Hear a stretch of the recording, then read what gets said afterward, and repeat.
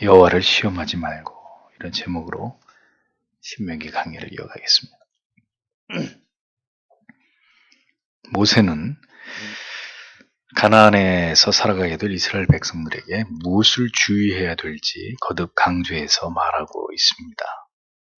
성도에게 어디에서 살아가든 무엇을 하든 그게 중요한 것이 아니고, 정말 중요한 것은 하나님이 허락하신 그 모든 환경 속에서 하나님의 백성들이 하나님과 어떤 관계 속에서 살아가느냐 하는 이 문제입니다. 하나님께서는 이스라엘 백성들에게 가나안을 허락하시면서도 그들이 하나님께서 허락하시는 땅에서 무엇을 삼가하고 철저하게 지켜 행하기를 원하시는지를 모세를 통해서 분명하게 말씀하셨습니다. 에덴 동산을 지으시고 아담과 하와를 창조하신 이후에도 하나님께서는 언약을 세워서 아담과 하와가 무엇을 반드시 지켜야 되는지를 말씀하셨죠. 하나님은 언약의 하나님이시다라는 겁니다. 하나님과 우리가 하나님이 세우신 언약을 통해서 관계에 나아가기를 원하시는 하나님은 그런 분이시라는 거죠. 하나님은 주먹구구식으로 그렇게 하나님의 통치를 드러내고 우리가 우리 마음대로 이렇게 살아가는 그러한 삶의 내용을 허용하시지 않습니다. 하나님과 우리는 반드시 언약의 관계 안에서 하나님이 정하신 법과 규례와 질서 안에서 그렇게 하나님과 우리가 존재하는 것을 하나님이 원하신다는 거죠. 지켜 행하면 복을 받고 그것을 지켜 행하지 않으면 저주를 받는 것이 하나님이 세우신 하나님과 그 방식들이 존재하는 방식이라는 거죠.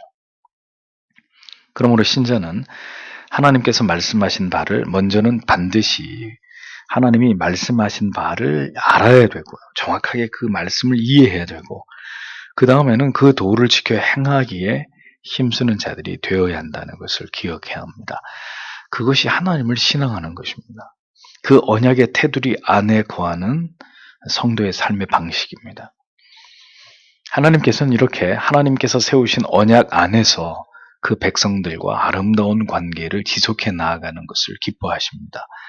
그러하기에 거듭 선지자와 사도를 통해서 하나님의 뜻을 전달하셨고 무엇을 지켜 준행해야 할지 혹은 행하지 말아야 될지를 자세하게 그리고 반복적으로 말씀하신 것을 볼 수 있습니다. 하나님께서 가나안으로 이스라엘을 인도하시면서 몇 가지를 그들에게 당부하셨습니다. 그 중에 가장 중요한 것은 너희를 애굽에서 인도해낸 신이 여호와 하나님인 것을 기억하고 하나님만을 경외하고 섬기면서 다른 신들을 결코 쫓지 말라는 명령이었습니다. 하나님은 질투하시는 하나님이라고까지 말씀하시면서 이 명령을 강조하시는 것을 볼 수 있습니다. 왜 하나님께서는 에덴 동산에 선악을 알게 하는 나무를 두셨을까요? 하나님께서 이스라엘 백성들에게 허락하신 젖과 꿀이 흐르는 가나안에도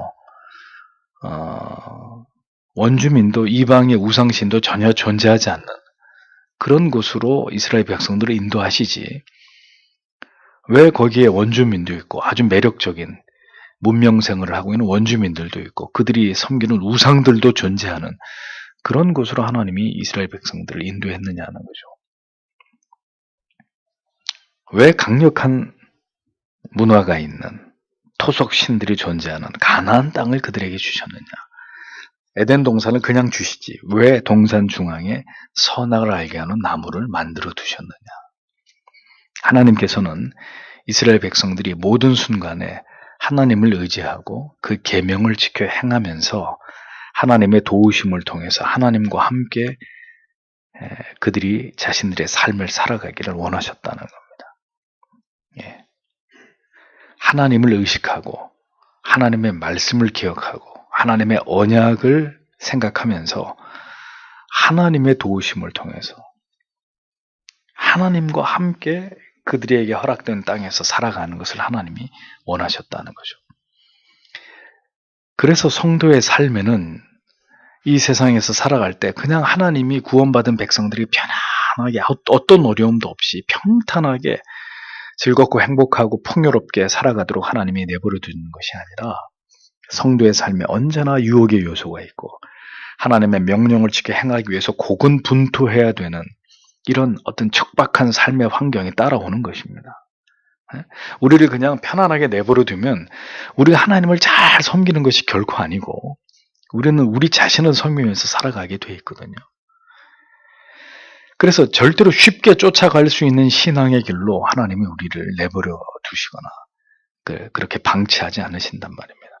하나님의 계명과 명령을 따라 살아가기 위해서 치열하게 싸워야 되는, 유혹과 싸워야 되고 이것을 물리치기 위해서 결연히 하나님의 뜻에 순종하고자 하는 삶이 우리의 삶 가운데 수반되도록 하나님이 그렇게 성도의 삶을 이끌어 가신다는 겁니다. 그렇게 해서 절대로 우리의 마음이 느슨해지거나 하나님과 멀어지지 않도록 하나님을 철저하게 신뢰하고 의지하는 마음을 상실하지 않도록 하나님이 그렇게 우리를 인도하신다는 거죠. 16절을 보십시오. 너희가 마사에서 시험한 것 같이 너희는 너희 하나님 여호와를 결코 시험하지 말라 이렇게 기록되어 있습니다.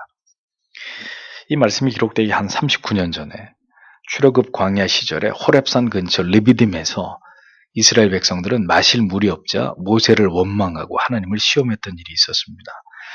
여기서 하나님을 시험했다는 말의 의미가 뭐냐면 하나님의 보호하심을 의심했다는 말입니다. 하나님이 출애굽을 하면서 그들을 가나안에 이르기까지 여호와 하나님을 철저하게 신뢰하고 의지하고 경외하면서 따르기를 하나님이 원하셨지만 이스라엘 백성들이 자꾸 자기들에게 뭔가 좋지 않은 일이 생기니까 그 하나님을 견고하게 신뢰하고 따라가야 되는 마음들을 자꾸 놔버리는 거죠. 그러면서 하나님을 의심하는 거예요. 그럼 모세에게 모든 불평과 원망을 퍼부으면서 그렇게 때때로 하나님이 살아계셔서 자기들을 지키고 보호하고 인도하신다는 사실을 의심했단 말입니다. 광야의 기간은 하나님이 이스라엘 백성들을 시험하시는 기간이었습니다. 그들이 고통과 고난 가운데서도 하나님을 온전히 신뢰하는지의 여부를 하나님이 광야를 지나는 이스라엘 백성들 그들 안에서 그것을 알기 원하셨고 그들이 그 모든 시험 속에서 견고하게 하나님만을 의지하는 하나님의 백성들이 되기를 하나님은 이스라엘에게 바라셨던 것입니다. 하나님께서는 이스라엘이 어떤 가운데서도 하나님을 온전히 신뢰하는지를 알기 원하셨고 이스라엘은 이 기간 동안 그들에게 여호와라고 밝히시는 하나님께서 진정으로 그들을 고통으로부터 구원해내시는 언약을 성실하게 지키시는 하나님 아버지이신 것을 확인할 수 있었던 그런 시간이었다는 거죠. 이스라엘 백성들의 광야 생활을 성도의 세상에서의 삶에 비유한다면 이 세상을 살아가는 동안에 하나님께서 우리를 어떻게 하신다는 거예요? 시험하신다는 거예요. 뭘 통해서요? 고난을 통해서요. 뭘 시험하시겠다는 거예요? 우리가 진정으로 매 순간 하나님을 신뢰하고 그 계명을 지켜 행하고 하나님을 경외하는지 그것이 모든 게 잘 되는 때만 그런 게 아니라 어렵고 힘들고 고통스럽고 환난과 핍박과 궁핍 가운데 있을 때도 우리가 하나님의 언약을 굳게 붙들고 그 모든 것 가운데서도 하나님을 견고하게 신뢰하는지 그렇지 않은지 하나님은 자기 백성 안에서 그것을 분명하게 확인하고자 하시는 하나님이라는 거죠. 그렇기 때문에 성도의 삶이 이 세상에서 평안한 날만 계속될 수가 없는 거라는 거예요. 그럴 수가 없단 말이죠. 성도가 반드시 기억해야 될 것은 어떤 경우에도 하나님의 선하심을 의심하지 않는 것입니다. 하나님의 약속을 견고하게 신뢰하고 어떤 환난과 시련 가운데서도 그 언약의 신실하심을 의지하면서 하나님을 경외하는 믿음을 갖기를 사모해야 된다는 거죠. 왜냐하면 그것이 우리에게 고난을 주시는 하나님의 궁극의 이유이기 때문입니다. 광야는 이스라엘이 하나님이 언약의 하나님 되심을 확인할 수 있는 시간이었듯이 이 세상에서 신자의 삶 또한 그 삶의 고난과 어떤 역경과 그리고 하나님의 긴 침묵의 시간 또한 우리가 하나님을 향해서 절대적인 믿음을 키워가고 그 믿음이 흔들리지 않도록 견고하게 내 믿음을 쌓아가는 하나님이 어떤 분인지를 철저하게 알아가고 깨달아가고 배워가는 그런 시간들이 바로 인생에서 우리가 겪는 모든 고난과 시련의 시간들이라는 거죠. 타락한 인생은 절대 하나님을 알아가고 하나님을 신뢰하고자 하는 마음이 저절로 생겨나는 존재가 아닙니다. 그냥 하나님이 우리를 편안하게 내버려 두시면 그 편안함 가운데 점점 자기에 도취되고 자기를 사랑하면서 그렇게 죄악된 길로 살아갈 인생들이지, 스스로 하나님을 찾고 하나님에 대해서 배우려고 하고 하나님이 어떤 분인지를 알아가려고 하는 그런 존재들이 아니란 말이죠. 하나님께서 섭리해 나아가시는 인생의 모든 시간들을 통해서 점점 더 하나님을 알아가고 하나님을 경험해 가면서 점점 더 하나님이 기뻐하시는, 하나님을 굳게 신뢰하는 모습으로 다듬어 가는 존재들이 하나님의 자녀들인 겁니다. 중요한 것은 하나님께서 우리가 바라듯이, 그렇기 때문에 항상 편안한 길로, 형통한 길로, 모든 것이 다 잘 되는 길로 우리를 절대로 인도하시지 않는다는 거예요. 그렇다고 해서 우리가 하나님을 원망하거나 하나님의 선하신 뜻과 섭리를 의심하거나 믿음의 자리를 박차고 떠난다, 있을 수 없는 일이죠. 근본적으로 신앙이 무엇인지, 신앙의 길이 무엇인지, 우리를 신앙의 길로 인도하신 하나님의 궁극의 뜻이 무엇인지를 이해하지 못하면 많은 사람들이 배도하게 돼 있어요. 하나님을 오해하면 많은 사람들이 하나님은 이런 방식으로 우리를, 하나님을 철저하게 신뢰하는 사람들로, 어떤 가운데서도 그 하나님을 향한 마음이 변치 않는 사람으로 만들어 가려고 이 모양 저 모양, 형통한 날과 곤고한 날을 병행하면서 인생 막대기 사람 채찍으로 하나님은 우리를 단련하시는데, 하나님의 뜻이 있는데, 하나님을 믿는 많은 사람들의 뜻은 내가 하나님을 믿었으니 그저 평탄한 길로 건강하게 모든 게 다 잘 되게. 자, 이러니까 이게 핀트가 안 맞는 거 아니에요. 그러니까 그렇게만 알고 교회를 다니기 시작한 사람에게 환난과 핍박과 뭐든지 안 되는 시간이 계속되면 그 사람이 계속 신앙의 자를 지킬 수 있겠습니까? 아, 내가 못 올 길로 왔구나. 내가 정신이 나갔었구나. 내가 괜히 이런 신을 믿다가 내가 패가 망신하게 생겼네. 일 없어 하고 이제 그 사람은 그 자리를 지키지 못하게 되는 거예요. 결국은 떠나게 되는 거예요. 이런 하나님 같으면 내가 처음부터 안 믿었다고. 그런데 그런 마음으로 교회를 왔어도 진리의 말씀을 깨달으면서, 신앙의 그 여정이라는 것이 어떤 하나님의 뜻이 이루어지는 과정이구나, 이걸 명확하게 진리 안에서 발견한 사람은 자기의 삶에서 어떤 일들을 당하건 간에 이것이 나를 향한 하나님의 뜻이 이루어지는 과정이다, 내가 하나님의 사람으로 변화되어가는, 각질을 벗겨내고 이 껍질을 벗겨내는 고통의 시간이다. 그렇게 그것을 인지하고 깨달으면서 묵묵히 하나님을 의지하면서 그 길을 가는 거죠. 그렇게 큰 차이가 나버리는 거예요. 하나님에 대해서 오해하면 절대로 믿음을 지킬 수 없는 그런 삶을 살아가게 되는 것이고, 나를 향한 하나님의 뜻을 정확하게 이해하면 어떤 어려움도 이겨낼 수 있는, 하나님의 손에 붙들려서 그 수많은 고난의 파도를 넘어가면서 마침내 우리가 목적하는 영원한 항구에 도착할 때까지 계속 비바람과 파도와 싸우면서 그 항해를 펼쳐나가는 그런 항해자가 되는 것이고, 바로 그것입니다. 항상 모든 것이 잘 되도록 해주셔야 되고 모든 기도에 응답해 주셔야 한다고 믿는 기복주의의 신앙이 왜 잘못된 믿음인지 더 설명할 필요가 없을 것이라고 생각합니다. 잊지 마십시오. 만사 형통은 절대로 하나님이 자기 백성을 이끌어가는 방식이 아닙니다. 그렇게 믿고 따라가는 사람은 하나님의 자녀가 아니든지, 만약에 그런 식으로 만사 형통의 삶을 계속 허락하신다면 그건 우리가 알고 있는 하나님이 아니시든지, 둘 중에 하나인 거죠. 17절을 보십시오. 그가 너에게 명령하신 너희 하나님 여호와의 명령들과 그의 증거들과 그의 규례들을 너희는 반드시 지켜야 될 것이다. 보십시오. 불신과 의심의 반대가 뭡니까? 신뢰잖아요.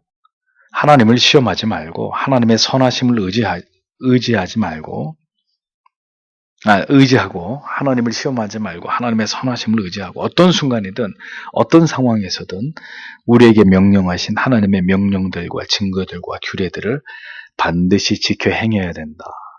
왜? 하나님의 것을 확인하시기 때문에.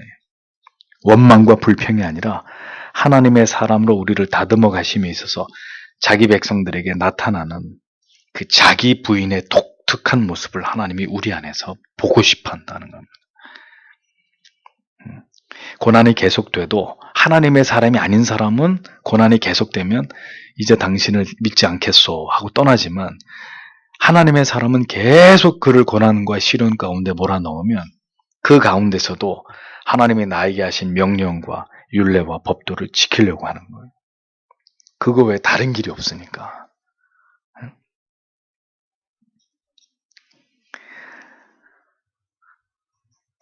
그래서 그 하나님이 막으시고 또 막으시고 또 막으시는 시간 속에서 불평과 원망과 죄가 쌓이는 게 아니라, 물론 그런 단계도 있어요. 시리에 빠지고 좌절하고 낙심하고 하나님 저에게 왜 이런 아픔을 주십니까? 이럴 때도 있지만, 그 시간들이 더 지나가고 나면 이제 어떻게 변화되느냐, 자기를 부인하기 시작하는 거죠. 하나님 이렇게 살다 죽어도 괜찮습니다. 이제 정말 하나님의 뜻을 내 안에서 이루시기를 원하고, 내가 하나님의 손에 붙들려서 하나님과 관계 있는 삶을 살다가 내가 죽고 싶습니다.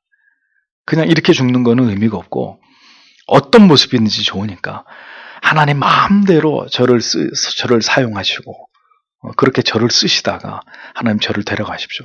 자기를 완전히 깨트려버리고 자존감을 다 깨트려버리고 그냥 하나님께 모든 것을 맡겨버리는 이 완전한 자기 부인의 모습이 나타나는 거죠. 그러니까 많은 경우에 신앙의 가장 큰 걸림돌은 다른 사람이 아니에요. 내가 누구 때문에 신앙생활하기 힘들다. 그건 하나님의 은혜의 근처도 가지 않은 사람이에요. 결국 누구 때문에? 변화되지 않은, 지독하게도 나를 사랑하고 자기중심적으로 모든 걸 생각하려고 하는 신앙의 가장 큰 걸림돌은 바로 내 자신이란 말이에요. 내 자신. 우리는 머리끝부터 발끝까지 우리의 생각과 고집으로 가득한 존재들 아닙니까? 그래서 주님이 뭐라고 하셨습니까? 누구든지 나를 쫓으려거든 날마다 자기를 부인하고 자기 십자가를 지고 나를 쫓을 것이니라. 날마다 부인하지 않으면 안 되는 존재예요, 우리는요. 1년에 한 번만 부인하면 돼. 한 달에 한 번만 부인하면 되는 존재가 아니라 날마다 내 중심적인 생각이, 이 고집이, 이 아집이, 이 교만이 살아나는 존재이기 때문에 날마다 저는 아닙니다, 하나님. 오늘도 하나님 나를 꺾어주시고 이 내 감정, 내 자존심, 내 생각 하나님 다 깨트려 주시고 하나님의 뜻대로 나를 이끌어 달라고. 우리는 날마다 진리의 말씀을 통해서 자기를 부인하고 하나님의 뜻에 순종하는 법을 배워야 합니다. 성화의 가장 큰 걸림돌은 하나님에 대한 무지와 고집스러운 내 자신에 있다는 것을 잊지 말아야 합니다. 그러므로 순종을 배우지 않는 자는 그리스도인이 아닙니다. 하나님께서 명하신 명령과 규례를 공동체 안에서 함께 지켰나, 나를 깎아내고 우리가 함께 그 뜻을 이루어 나가는 걸 반드시 배워야 돼요.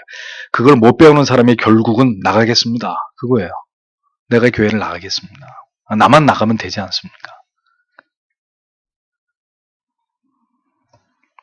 어떤 경우에도 하나님께서 우리를 이끌어 가시고 우리가 겪는 모든 일들이 하나님께서 나를 빚어 가시는 과정이라는 것을 기억하고, 모든 하나님의 법을 지켜 따르고 순종할 때 우리는 하나님을 더 깊이 경험하게 되고 하나님께서 우리 안에서 행하시는 일들을 통해서 더 깊은 사랑을 체험하게 되는 겁니다.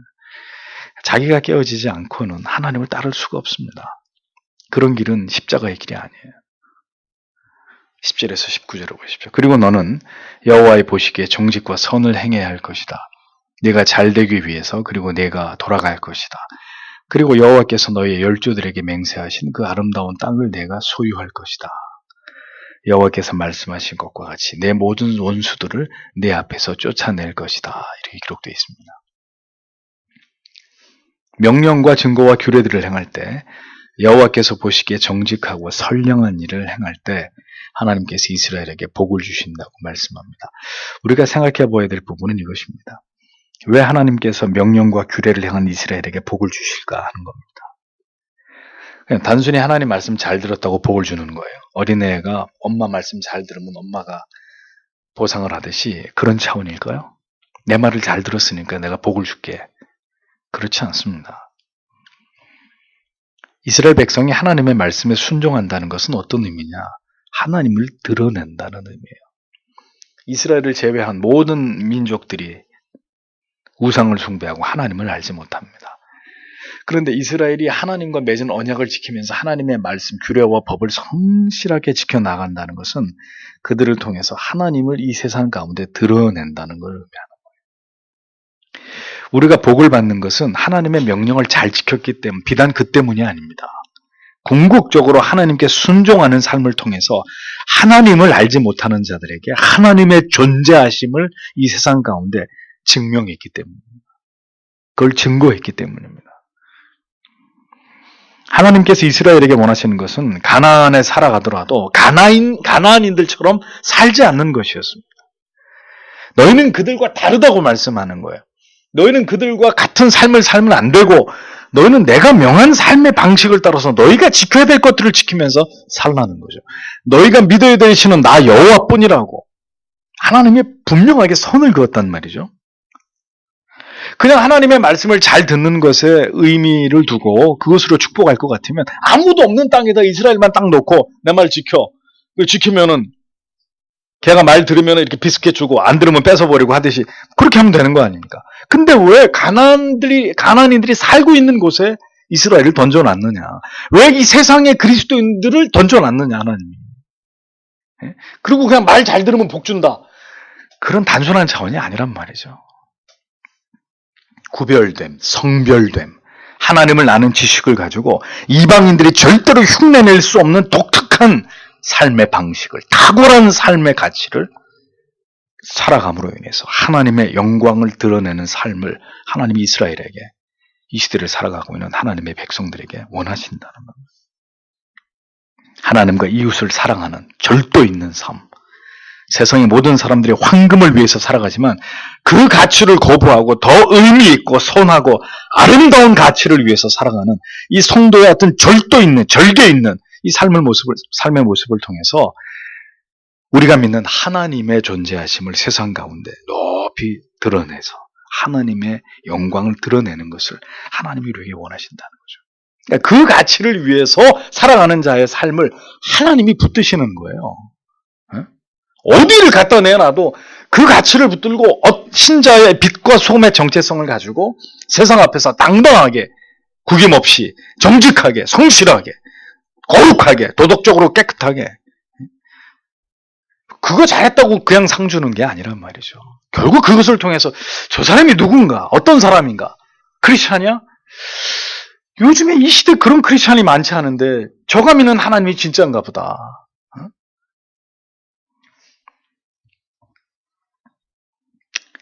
그렇게 살아야 되기 때문에 신자는 어떻게 해야 됩니까? 오래 참아야 됩니다. 온유해야 됩니다. 투기하지 말아야 됩니다. 자랑하지 말아야 됩니다. 교만하지 않아야 되고 무례하지 말아야 되고 자기 이익만을 생각해서는 안 되고 성을 내서는 안 되고 악한 것을 생각하면 안 되고 불의를 기뻐하지 않고 진리와 함께 기뻐하는, 그렇게 살아야 하나님의 영광을 드러내는 거죠. 모든 것을 참고 믿고 바라고 견디는 하나님을 향한 사랑의 속성을 그대로 그 삶 가운데서 드러내는, 하나님을 아는 냄새를 피우는, 하나님이 그걸 귀하게 여기는 겁니다. 근데 신자하고 불신자하고 이렇게 섞어 놓는데 누가 신자인지 불신자인지 표가 안 난단 말이에요. 그것은 하나님을 신앙하고 있는 내용이 그에게 없다는 거죠. 신자는 어디에다 던져놔도 저 사람이 신자구나, 저 사람이 크리스찬, 예수쟁이구나, 표가 나야 되는 거예요. 표가. 왜냐하면 그가 존재하는 이유가 그 독특한 구별됨에 하나님의 말씀에 대한 복종을 통해서 내가 하나님의 자녀인 것을 드러내야 되는 사명이 있기 때문에. 똑같이 사기치고 거짓말하고 똑같이 게으르고 똑같이 희생 안 하려고 그러고 똑같이 자기 자존심 내세우고 뭐가 다른 거예요? 그 무슨 복이 임하는 것이고 무슨 하나님의 영광이 거기서 나타나는 거예요? 아무 의미가 없는 거죠. 성도가 하나님이 주시는 모든 시련과 연단을 견디면서 다른 사람은 잘 돼서 좋다 그러죠. 성도는 안 돼도 감사하는. 이걸 따라올 수 있겠어요? 저 인간들이? 잘 되면은 막 좋아가지고 어쩔 줄 모르고, 안 되면은 그냥 죽겠다 그러고. 근데 신자도 똑같이 잘 되면은 막 좋아서 어쩔 줄 모르고, 안 되면은 그냥 당장 그냥 죽을 것처럼 온갖 우울한 얼굴을. 그럼 뭐가 다르냐고요, 우리가. 하나님의 주권과 섭리를 믿는 사람으로서 안 믿는 사람과 그 희비애락의 내용이 똑같다면, 그럼 우리가 믿는 하나님을 드러냅니까? 저 사람들은 울 때 울고 웃을 때 웃지만 우리는 웃을 때 울고 울 때 웃을 수 있는, 좀 미친 사람들 아니야? 아니, 그래야 우리가 뭔가 신비한 사람들이 되는 거죠. 그 이유가 궁금할 거 아니에요, 안 믿는 사람들이. 뭐 때문에 저러나 저 사람. 되는 게 아무것도 없는데 왜 저 사람은 저렇게 평화롭고 천사 같은 얼굴을 하고 있고, 뭐 그렇게 감사하다고 얘기하는 거. 가식이겠지. 그게 괜히 하는 얘기일 거야. 1년을 지켜보고 2년을 지켜보고 3년을 지켜봐도 똑같거든요. 그럼 사람들은 처음에는 비웃을 수 있어요. 괜히 그런 척 하는 거야. 제가 다 가진 거 없고 배운 거 없는 사람들이 예수 믿으면서 괜히 뭐 이렇게 평안한 척, 자유로운 척, 뭐 그거라도 해야 뭐 내세울 게 그거밖에 없으니 이런 식으로 비아냥거리고 처음에는 조소해요. 시간이 지나가는데도 변함이 없어요. 그럼 나중에는 그 사람이 무서워지는 거예요. 뭔가 저 사람 정체가 뭔가 도대체. 왜 우리는 괴로우면 술을 먹고 사니 안 사니 하고, 우리의 어떤 그런 어려움들을 극복이 안 돼가지고 우리는 그렇게 세상에서 이렇게 비참하게 사는데, 저 사람들 안에는 도대체 뭐가 있길래 항상 똑같은가?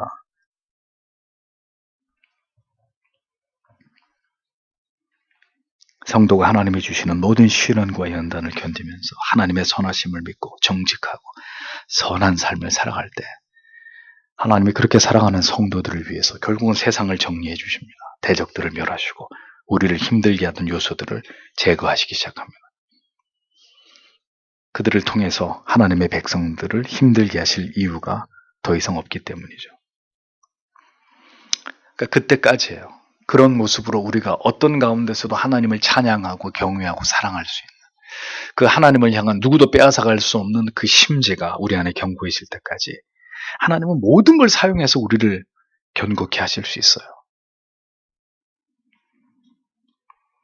성도의 정체성을 가지고 하나님을 영화롭게 하는 삶을 살아갈 때 그들의 삶의 터전을 이제는 견고하게 하시는 하나님입니다.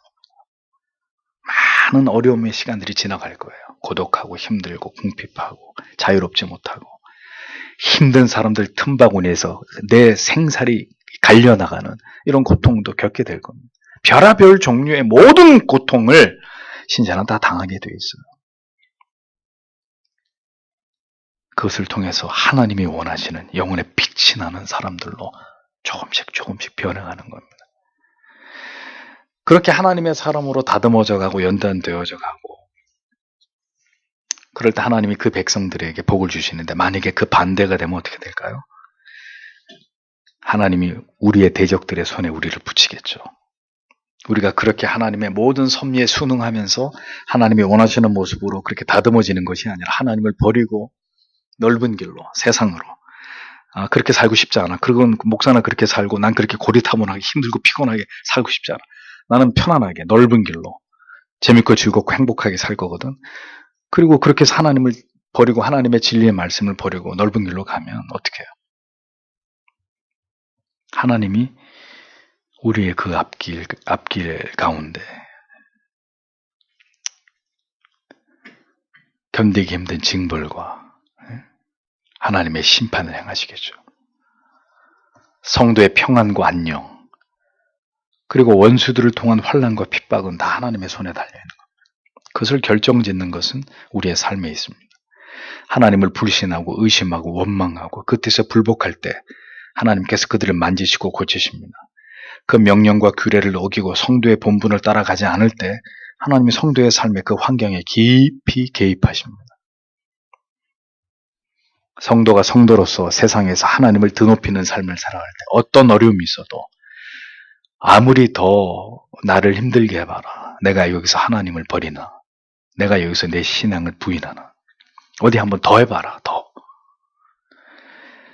그렇게 성도가 더 각을 세우고 하나님 앞에서 담대하게 믿음으로 나아갈 때 결국은 하나님이 그렇게 우리를 다듬고 난 다음에 성도의 기업과 삶의 환경을 하나님이 열어가시는 거예요. 성도의 안연한 삶을 보장하시는 거예요. 하나님께서는 우리가 살아가는 모든 시간 속에서 우리를 훈련하십니다. 하나님만을 바라보고 의지하고 신뢰하고 경외하는 자녀가 되어져 가도록 우리의 모든 삶과 환경을 만지십니다. 우리가 힘써 하나님을 경외하고 그 법을 따라 행할 때 우리의 삶은 평온하지만 지금처럼 하나님을 온전히 경외하고 그 도에 복종하는 자들이 많지 않고 모두가 자기 뜻대로 하나님을 신앙하려고 하는 어리석은 길로 행하는 이가 많을 때 하나님은 대적들을 통해서 그 백성들을 돌이키고 그들의 신앙을 다시 부릴 듯 하기 위한 고난의 조치를 취하실 수 있다는 것을 우리는 기억해야 합니다. 그렇게 될 때 이스라엘 백성이 얼마나 큰 고통을 당하는지 예레미야 애가가 잘 그걸 노래하고 있잖아요. 아침마다 여러분에게 보내드리는 구절입니다. 지금 우리가 서 있는 역사의 이 시간 속에서 하나님이 무엇을 계획하고 계시는지 우리는 알 길이 없습니다.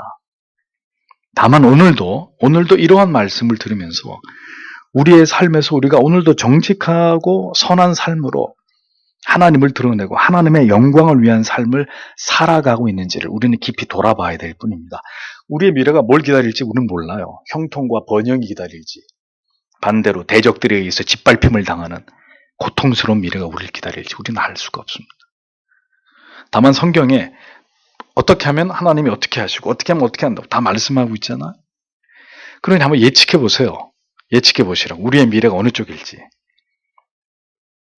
그러므로 오늘 우리는 이런 말씀을 드리면서 우리 모두에게 하나님을 경외하고 자기를 부인할 은혜를 주시기를. 그 미래는 하나님의 손에 맡기고 어떤 미래가 올지 모르겠지만 중요한 것은 하나님이 이스라엘 백성들에게 말씀하신 그 믿음, 그 신앙, 그것을 지키면서 오늘을 살아갈 수 있는 믿음을 달라고. 우리는 오늘 그 시급한 기도의 제목을 가지고 기도해야 될 것뿐입니다. 오늘도 하나님께서 이 말씀을 통해서 이스라엘 백성들에게, 가나안에 들어갈 이스라엘 백성들에게 그토록 모세를 통해 그 출애굽 2세대들에게 강조하시고 또 강조하신 것이 무엇이었는지, 그리고 그 말씀이 오늘을 살아가는 우리에게는 어떻게 적용이 되는지 다시 한번 이 말씀을 통해서 여러분 마음에 깊이 하나님의 뜻을 새기시고 오늘도 우리가 마땅히 하나님 앞에 드려야 될 기도의 제목을 하나님 앞에 기도하면서 주여 우리 모두에게 더 큰 믿음 주시기를 기도하고 돌아가시기를 바랍니다. 기도하겠습니다.